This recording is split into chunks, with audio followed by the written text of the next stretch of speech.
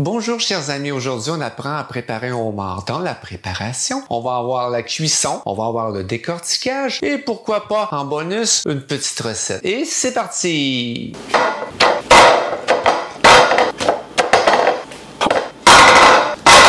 Tout d'abord, on va avoir besoin d'un homard vivant, bien frais, sel, d'une popote, un chaudron, une cocotte, avec 1 ou 2 litres d'eau. 1 litre d'eau, ben, ça fait comme une cuisson à la vapeur. 2 litres d'eau, ça va couvrir un peu plus le homard. Mais étant donné qu'on va faire cuire à couvert, fermé, c'est pas trop important. Là. Pour vous, l'important, c'est qu'il manque pas d'eau en réalité. Pour chaque litre d'eau, on recommande d'utiliser une cuillère à thé de sel. C'est plus de 20 ans que je fais cuire des homards, j'ai jamais mis de sel dans l'eau, mais beaucoup de gens préfèrent mettre du sel. Vous pouvez mettre du sel. Si vous mettez pas de sel, là, il va être très bon quand même, tu sais. Je te dis ça de même.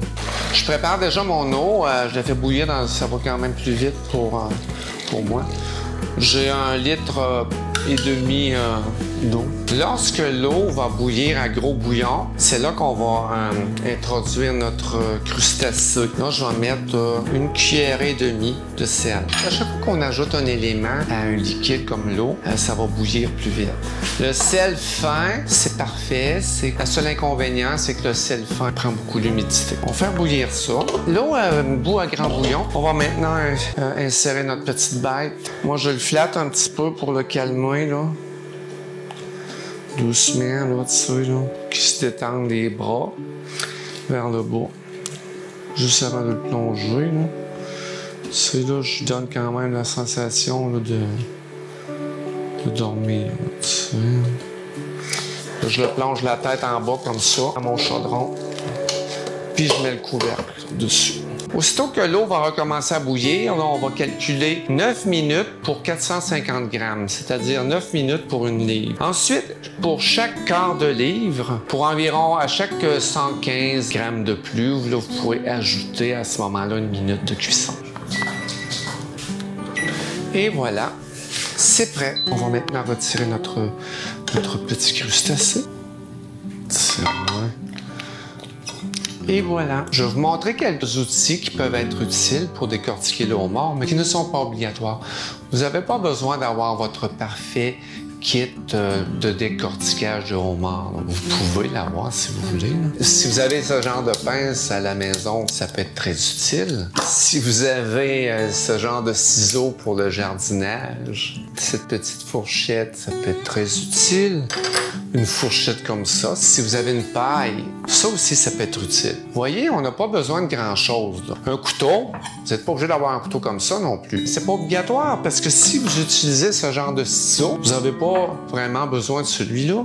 L'important, là, c'est de ne pas se faire mal. Soyez prudent. On va prendre la queue du homard comme ça, puis on va la remonter comme ça jusqu'en haut. Tiens, là, ça, c'est fait. On a vraiment extrait la queue de l'animal. Ensuite, ici, on va prendre, vous voyez la queue ici derrière, comme ça. On va la prendre dans notre main, puis on va la retourner par en arrière. Et voilà. En faisant ça ici, regarde, on voit la chair là, ici du homard qui est détachée de la queue. Ensuite, ce qu'on doit faire, c'est qu'on insère ici une fourchette sous les pattes, ici, comme ça. Là. Et puis, on fait juste planter dans la chair et on tourne comme ça. Et voyez, la chair, elle s'est retirée complètement. Comme pour les crevettes, ici, il faut comme retirer l'intestin. Donc, vous ouvrez sur le dessus du dos comme ça. Là. Vous allez ouvrir cette partie-là, ça enlève bien. Et puis, normalement, on peut voir une trace noire, mais celui-là, il n'y a rien mangé. Il y avait le ventre vide. Donc, sinon, vous enlevez le petit boyau qui se trouve avec les intestins. Là, de la même façon que vous pouvez le faire aussi pour les crevettes. Et voilà. Bon. Je vais comme ça le casser en deux. On va monter notre petit homard aussi dans l'assiette ici à côté, OK? On va se monter un petit homard, là, pareil comme le vrai. On va garder la queue comme ça ici. On va la remettre en place ici. Là. Ça, hein? On va y remettre sa petite queue. On va faire une belle décoration. Ça, hein? Ensuite, on va prendre les bras. La même chose. Là. Tout ce qu'on a à faire, c'est un mouvement de rotation à l'envers de la jointure. C'est comme si tu essaierais de casser le genou à l'envers. exactement la même chose. Ou le coude. Tu dis, bon, on prend le coude, ça bloque ici, là. Ben, clout, on casse le coude. Oh mon Dieu, c'est... Mais c'est ça, on est des êtres humains, puis on se nourrit de crustacés, puis de viande, de plantes. Hein. On se nourrit de tout ce qui est vivant ou ce qui a été vivant à un certain moment donné. Bon, c'est la même chose ici. Regardez, là, si ça va bien, hein? Mais rendu ici, ça va plus, hein? Mais c'est là qu'on casse. Même chose pour la pince. Là, vous allez faire ça, là, le liquide va sortir comme une petite pompe. C'est la même affaire. Tu arrives au bout du chemin, tu casses, puis tu peux casser un petit peu gauche-droite comme ça. Et puis, j'ai la petite pince qui est ici. Je vais la mettre ici. Ensuite, bon, une fois qu'on a cette petite pince-là, on dit, bon, mais comment qu'on va faire pour extraire ça ici? Bien, ce qu'on peut faire, c'est qu'on peut la pencher comme ça, et puis on donne un coup sec.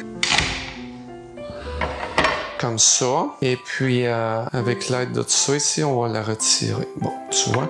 Fait que là, on a notre belle petite pince ici, qui est une petite pince complète maintenant. Et voilà. Ensuite, pour l'autre pince, je vais vous montrer. On fait la même chose. 1, 2, 3. Et voilà. On fait la petite pompe. 1, 2, 3. On peut la casser gauche-droite aussi.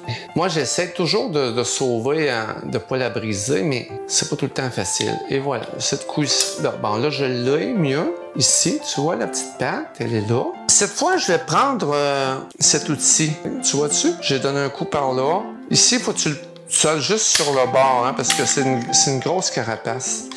Si tu essaies d'en prendre trop long, le problème que tu vas avoir, c'est que tu ne seras pas capable. Il faut y aller doucement, petite partie à la fois. Même chose ici. On fait attention pour ne pas briser la chair. Ça, un petit peu à la fois. Un petit peu à la fois. Bon. Tu vois, en fait, là, notre coquille se démange ici comme ça. Bon. Souvent, dans la plus grosse des deux pinces, il va y avoir un cartilage. Fait que ce qu'on fait ici, c'est qu'on va essayer d'extraire le cartilage sans trop briser la pince. Il est ici sur le côté. Mais il se trouve toujours être dans une seule pince. Souvent, ça va être dans la grosse pince. Tu vois, là, j'ai retiré le petit cartilage, parce qu'il ne faut pas manger ça. On referme ça ici, et voilà. Regardez-moi cette belle petite pince. On est en train de se monter un joli casse-tête. Bon, maintenant, ici les bras. On voit ici là, que dans chaque jointure, on peut couper. On peut couper là, dans la jointure là. On peut couper dans la jointure là. Vous pouvez le faire aussi avec un couteau. Vous pouvez dire, bon, ben, on la casse là et scrooge, on coupe dans la jointure. T'sais, moi, j'aime bien ces outils-là. Tiens. Et voilà. Tiens. Ça, là, c'est très, très tendre, là, les avant-bras, etc. Ça ici. On peut le faire aussi de différentes façons. Il y en a qui le font le coupant en deux avec le couteau. En le coupant en deux comme ça, il retire la chair. Ça va bien aussi. On va couper maintenant ici dans la jointure. Bon, une fois qu'on a coupé dans la jointure, on peut pousser puis le sortir par là. Ça va sortir par le plus gros des deux côtés, évidemment. Regardez-moi cette belle petite chair. Puis ça, c'est vraiment, là, comme je vous dis, là, c'est la partie la plus tendre, là. Tu sais, là, elle va aller sur ce bras-là. Moi, j'aime bien quand même la sorture comme ça. C'est moins compliqué. Ça va plus vite, ça, hein? Ça ici, ça s'appelle tomalie, tu sais. Il y a des gens qui en mangent, mais ça, c'est comme... c'est une partie, là, comme le foie, le pancréas, là, c'est... faudrait pas que tu en manges bien souvent dans l'année, là, de tout ça. Puis surtout les enfants, parce que ça contient quand même bien des toxines. Donc, c'est à éviter pour ces raisons-là. Bon, ici, je vais prendre ça ici comme ça, puis je vais lui couper la tête ici. Pour faire notre petite décoration. Ah, oh, les êtres humains, on n'est pas... Hein? On est dur, on est des rough and tough. Je prends la carcasse et je vais la couper en deux. Et voilà. On a des branchies, on a toutes sortes d'affaires ici. Là. Mais comme ça, là, on peut avoir de la chair. On retire quand même les branchies, etc., etc. C'est quand même pas évident. Tiens. Ça, c'est comme, pour moi, pas bon.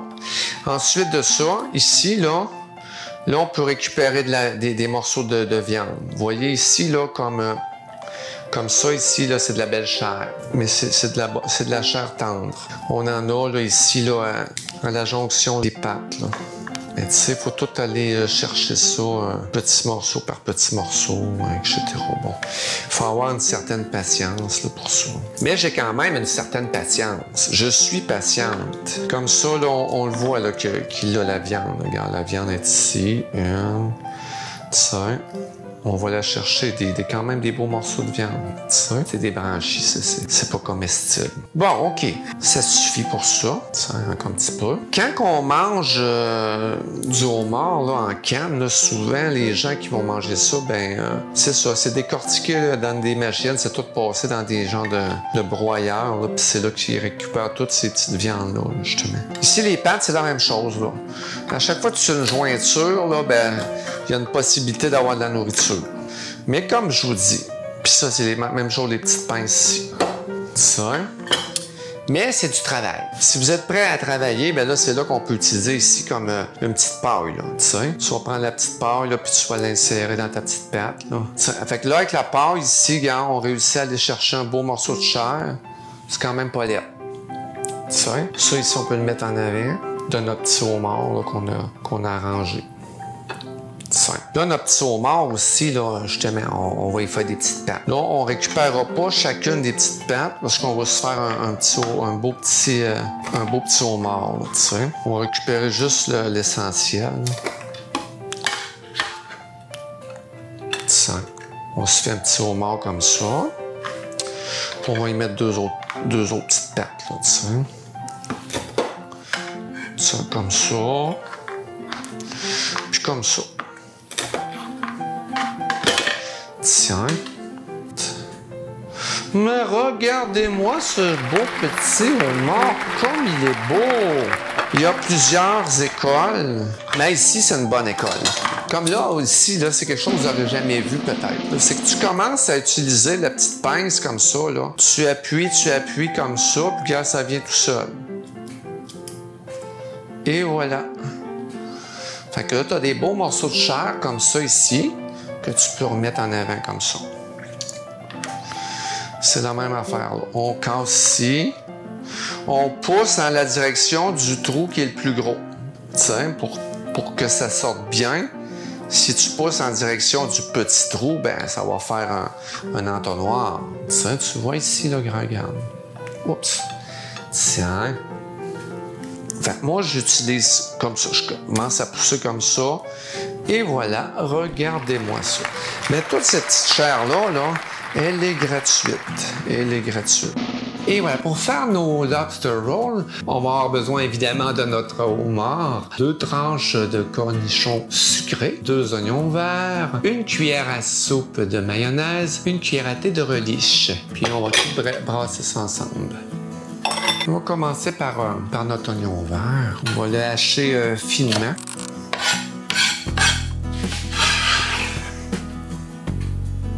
On va couper maintenant nos cornichons. C'est assez grossièrement. Tiens, on va couper la queue du homard. On va quand même le hacher pour aller justement chercher une bonne tendreté, là, vu que la queue, c'est toujours un peu moins tendre que les pinces. Et voilà. Ici, les avant-bras, ça, c'est une partie qui est très tendre. Donc, on la coupera pas trop. On va la couper juste un petit peu comme ça pour avoir toute cette belle tendreté. C'est la même chose pour les pinces. Les pinces, là, on va garder des beaux morceaux là, pour le dessus de notre lobster roll. Là, tu sais. Je vais les mettre un peu plus vers la fin. Et, on va tout mélanger ça ensemble.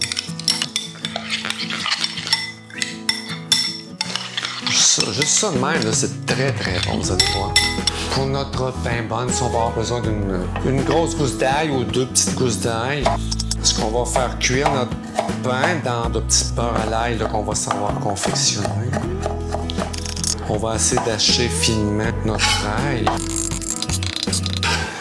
Bonne cuillère à soupe de beurre. Ça va être terrible. On incorpore l'ail. Ça a l'air bon, ça. Ouais. On va mettre ici nos petites pagnes, juste pour les faire dorer un peu là, dans le beurre à l'ail. Ça va être délicieux.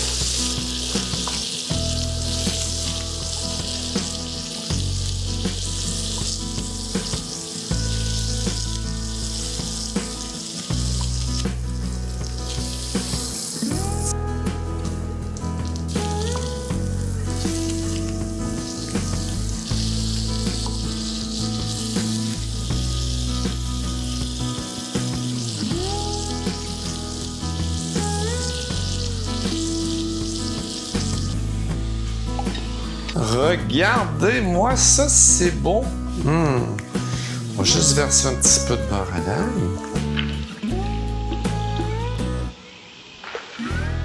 Tiens. Bon, maintenant ici, là, c'est parce qu'on fait quelque chose de très, très cochon.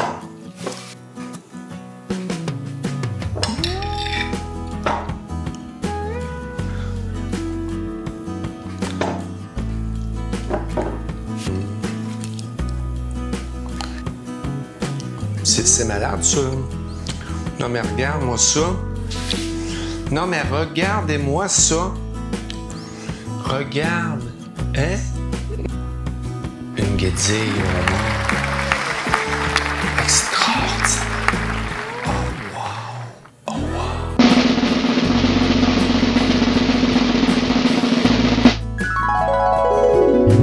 wow. On va utiliser un bol à salade rouge. Je vais commencer par couper ma laitue. Ça, on y va. Moi, c'est comme ça que je la fais, ma salade. Ça. Je vais prendre un oignon. Je vais le couper en tranches. Je vais défaire des petites tranches comme ça. Ça, je vais me faire des petits rings comme ça. Ça.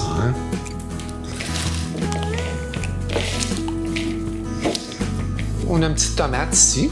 On va avoir des beaux morceaux de tomate. Et voilà. On récupère et voilà. Tiens, petite tranche de céleri. On sent le parfum du céleri hein, quand on le coupe. Tiens, ça c'est suffisant pour moi.